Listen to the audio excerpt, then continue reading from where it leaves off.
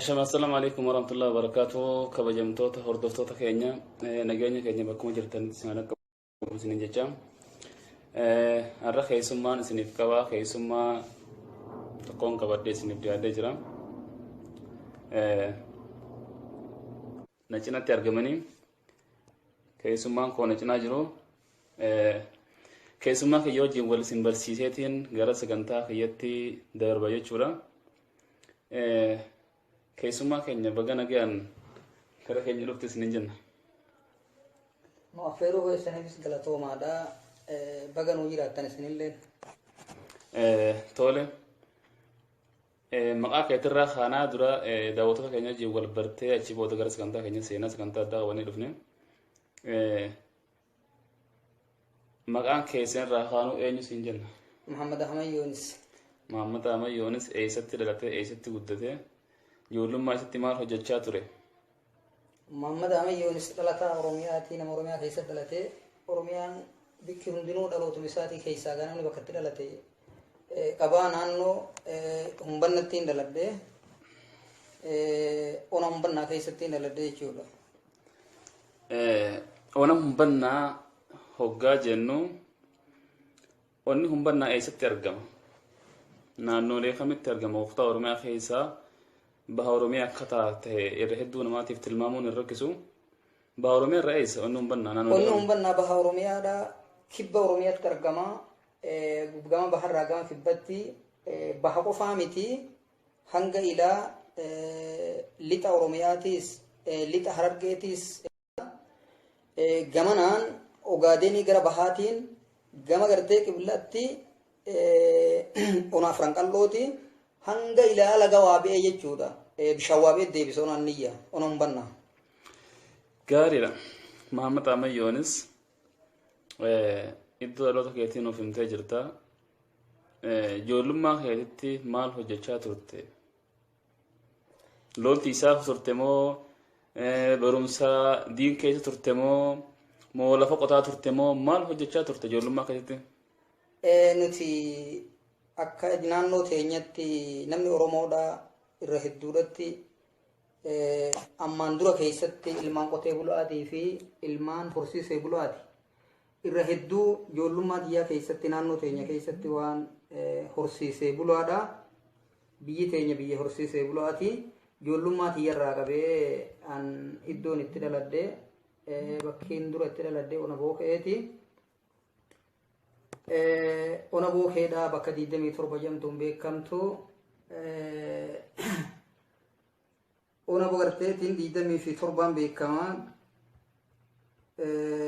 Ija garriidhaa bakka jedhamtu ona boorteettiin dhaladhee achirraa gaafa ijoollummaa tiyyarraa qabee naannoo sanitti guddadhee hanga waggaa ijoollummaadhaa tika jechuudha. Horsiisee bulaadha waan gandi keenya ta'eef horsiisee bulaa tiikaa re'irraa loonirraa akkasumatti guddadhee eega waggaa masalan 10 ga'ee gara qumbiidhaa deemee biyyi sun waan biyya keenya taateef qumbii fi bookeenis goygowiis rigaanninis mayyuus Oromiyaan hundinuu teenyuma haa ta'uu sun ona jechuudha. Abbaa keenya ganda keenya haadha keenya abbaa keenya bikka feenetti jiraatuudhaaf waan akka gaariitti danda'amuuf gandi keenya waan bookee fi qumbillee jiruuf jireenyi keenya qabeenyi keenya qumbiidha. Akkasitti qumbii goohaa galee achi biyya qumbii goohaa jedhamtu san achittiin waggaa 6 naannoo san taa'ee achi guddadhee achirraa booda maal jetta akka lakkoofsa Itoophiyaadha 80 fi akka lakkoofsa Itoophiyaadha amma hubaa yaadadhu 80 fi meeqa 85 kana gara barnoota Islaamaa deema. Egaan daawwattootaa fi kabajamtoota keenya baga nagaan dhuftanii warri kuni kan tamsaasa kallattiidha. Keessummaa kabajaa Muhammad Ahmad Yoonis wajjin isiniif dabarsaa jirru. Tamsaasa kana keessatti waan hedduu qabannee isiniif dhiyaannee jirra. Namni kuni nama hayyuu Oromoo tokko. Akka nama Oromoo tokkotti waa hedduu dubbachuuf deemna. Haala dur uummanni Oromoo keessa ture akkasumas haala ummanni Oromoo yeroo ammaan tanaa keessa jirullee ilaalchisee waan tokko wajjin dubbanna. mee ammaan tana gara gaafii tokkottiin ceha. Gaafiin kun amma dura gara feesbuukii kiyya irratti bara 2016 keessa jechuudha gara bara 2017 dhiifama gara jalqaba waggaa tokko dura jechuudha. Facebook kiyya irratti waan tokkoon maxxansee ture. Wanni ani maxxansee ture suni maali isinitti fakkaata? Minilik dhaamsota gurguddoo 8 ummata Habashaa aangawoota Habashaa warra yeroo saniitii fi warra isaan booda dhufaniif illee dhaamsa 8 kaaya ture jedhan. Dhaamsi sun ammas masaraa mootummaa Habashaa keessatti dokumentii tahee waan jiruuf ka dhufe hundinuu dhaamsuma san laalanii uummata Oromoo irratti dhiibbaa gaggeessaa turan jechuudha. Dhaamsi suni waa 8 Oromoo waa 8 irraa tiisaa ji'ee Minilik dhaamee jedhan. Dhaamsa sanii obboleessa keenya Mahammad Ammayyoonis irraa hin gaafsan maddiin irraa arkadde isa jechuudha. Isarraa hin barreessee gara Facebook irratti poosti godhe. Mee dhaamsa san irratti dhaamni sun yeroo hedduu hordoftoota hedduu laayikii hedduu fi komentii hedduu arkatee jechuudha kiyya yeroo jalqabaatiif waan nan poosti godhe keessa. Mee dhaamsi suni waa 8 suni maali irra deebitii daawwattoota keenyaaf ibsi. Nuti durumarraa qabnee uummanni Oromoodha hadhaa gabrummaadha karoorroodha kana hundummaan keenyaa numa beeka.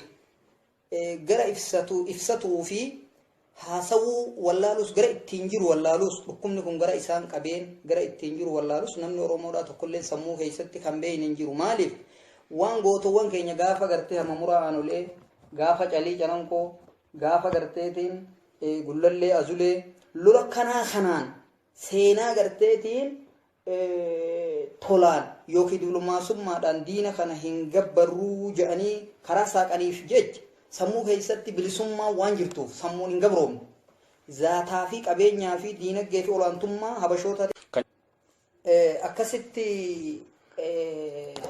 hijaan jechuudha. Hijaan sammuu teenya keessatti qabatamaadha. Roorroon tun yaadatamaadha nu keessatti guddatte.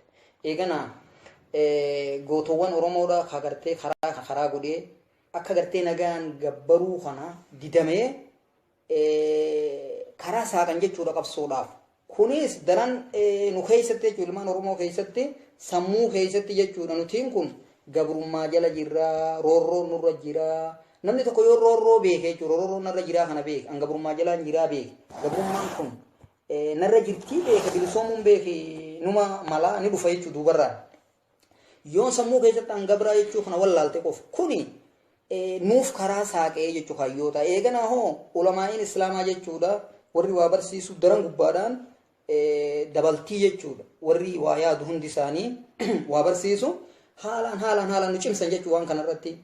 Qabsaa'onni keenyalleen ka waggaa garteetiin 1990 fi 7 as 90 fi takkarraa qaban hanga 97 irraa hanga ilaarratti gaggeessan kun hundi uuma kana ibsa roorruma tana. Kanaafuu eega gartee kitaaba islaamaa barannee waa barree waa dubbisuu dandeenye kitaabban seenaadha kitaabban qabsoodha ka arabni kaa'uu fi kan oromoonni kaa'u akka sheebbaktii saphaloo kaa'u kan hunda hordofuudhaan bakka arkannetti sheekkan ulamaa'ii teenyarraa waan kana haalaan cimsiifatuuf tattaaffii hin godhin hin qabnu faanumarra jirra jechuudha waan kana. Saniifuu gaaf tokko waan kana keessatti kitaaba tokko osoon qoradhu osooniin gartee barbaadu jechuudha arge. Maal jedha kitaabni kun seenaa gaafa Minilik biyya Oromiyaadhaa tana yookiin biyya Itoophiyaa tana gubbarraa cabsee hanga ilaa wasana Soomalitti tooyannaa jala oolchee qabate. Kanaan arkee ka seenaa san ibsu jechuudha. Kitaabni kun maal jedha Minilikiin paarlaamaa isaa walitti qabee jagalma Amiir Abdullaahitti Adareetti magaalaa Harartanatti yeroo gartee biyya cabsee dhuunfatee waraana hunda battee bittinneessee kaan fixee Oromoota kumaatamaan calii calanqootti dhiiga yaasee kabooda jechuudha. Cabinsi Oromoo kaboodaa calii calanqooti. Calanqootti cabsee irra aanee Adaree dhufe dhiiga laga yaasee lafee ol tuulee bineensi nyaatee quufee jechuudha Oromoota dhalaa boojihanii horii boojihanii waan hunda fixanii raawwisan walitti qabee jechuudha. Paarlaamaa isaa beektota hayyoota isaanii Adareetti yeroo walitti qabee kana ja'aanii ni marihate. Ummanni kun jaynummaan isaanii kamadaafa taankirraa nu ari'anii cuqqaalan kana nurraa fuudhanii qawwee dura seeyfii fi eeboodhaan ka dhaabbatan kan heddumminni akka biyyeedhaa akka cirrachaa kan yoon akkam goone irra turraa oromoota kan yoon akkam goone oromoo kana tooyannaa jala oolchinee angoon teenya irra nuu dheeratti yoo akkam taane biyya kana keessa bulla jechuu akkana jee lafa haayyatee mari'achiise yeroo mari'achiise kana jaaniin gariin isaanii oromoo lafarraa finnaa dachii tanarraa dhabamsiifneeti waraana silaa cabsine humaa nafne ummata beeraa fi ijoollee fi nama ganda keessaa gartee horsiisaa maleedha kana lafarraa finnee dachii tanatti olaantummaa harkannee abbaa biyyummaatis taanee seenaa kanaas isaan dhabamsiifnaan seenaa fi aadaan ni baddii abbaa dachii tanaa nuti taanaa jedhan kana hin tahuu jee maaliif eenyuutu qotee midhaan nuu fida eenyuutu tiisee aananii fi dhadhaa fi foon nuu galcha kun hin tahuu namni matummaan isaatu qabeenya wannummaan lollee fuudachii mitii barbaadamaan guddaan nama gabra godhannee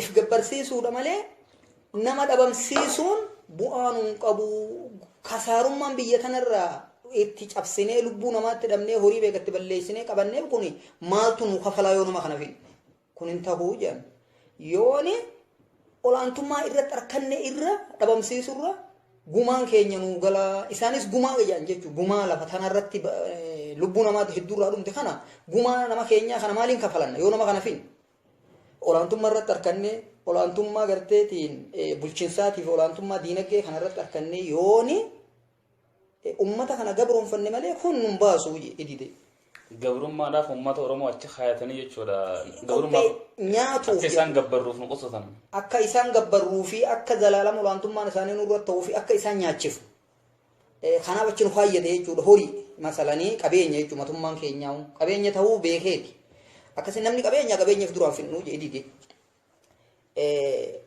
kun ammaas maal jedha murni kun eega akkana ta'e gootowwanii fi hayyoota keessaa finnaa nama kana yoon hayyootaa fi gootowwan keessaa finnu taate namni gartee yaada kana nutti kaasu hin jiru ka hijaa kanallee yaadachiisu hin jiru ka harmamuraa aanoleetii fi calii calanqoo yaadachiisu hin jiru hijaan hin deemu nama waa beeku nama jayna nama garteetiin afaan qabu nama yaada qabu nama waa xiinxalu manguddoolee qeerroo foollee shamarran dhalaa kana keessaa finna jedhe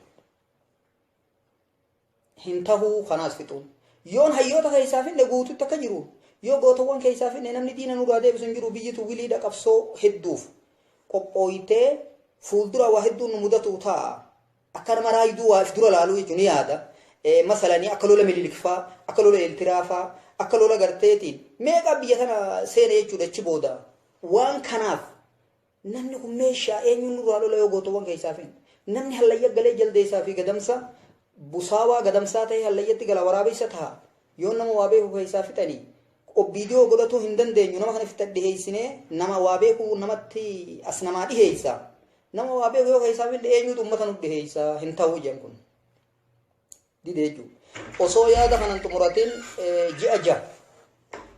ji'a jaha irra taa'e Minilik marii waan kanaa jechuudha baarlamaa waan kanaatti deddeebi'ee ji'a jaharra taa'ee ji'a jahaan booda namni tokko hayyuun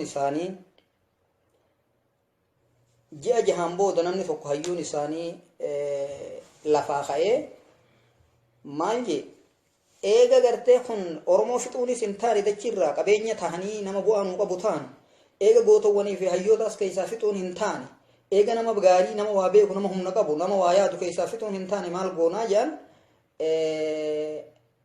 oromoo waa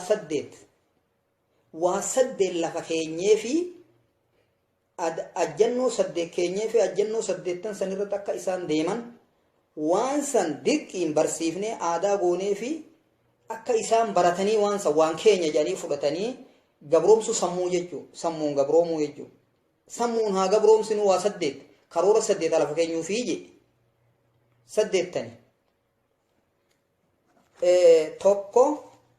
tokkoffaan saddeettanirraa oromoo waan ta'e magaalaalee akka fageeffamu namni oromoo ta'e akka magaalaatti hin galle magaalaan ija biyyattiiti qabeenyi yoo dhufe biyya biroo takkarraa magaala dhufa. Oduu yoo dhufte magaalaadha dhufti. Yaanni yoo dhufe magaalaadha dhufa. Qabeenyi yoo dhufe masalan amma wanni takka yoo dhufu kaateem Oromiyaa haa ta'u yoo dhufe wanni sun dura magaalaadha dura simata. Namni adiin tokko yoo biyya san seenuu ka'e magaalaa dura harka Finfinnee dura harka. Finfinnee dhufa. Diinagdeen takka yoo dhufte Finfinnee dhufti ija biyyaati jechuudha. Magaalaa jechuun ija biyyaati.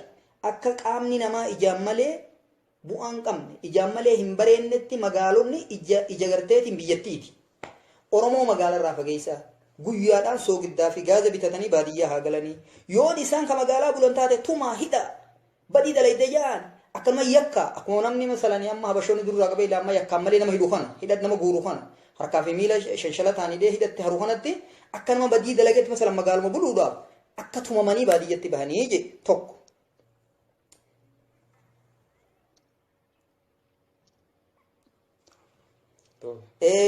Akkuma miilaa fi harka hidhamee Oromoon nama hidhatti guuramu kanatti haa hidhamuu je masalanii yoo magaalaa ka isaan bulan taate keessummallee dhufanii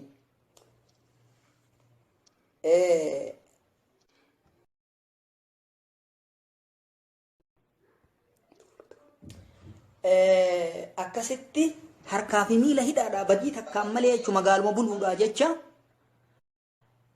magaaluma isaan buluudhaa jecha yakka tokkollee kan Oromoonni akkuma amma Oromoonni hidhamu kana jechuudha. Akkuma amma Oromoonni qeerroo fi qarree fi xiqqaa fi guddaan hidhamu kana jechuudha.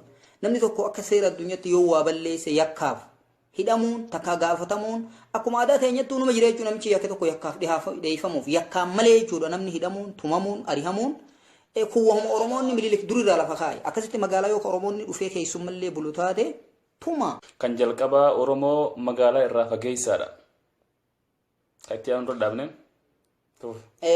Lammaffaan Oromoo gosa wallaalchisaa nama Oromoo ta'e hundumaahu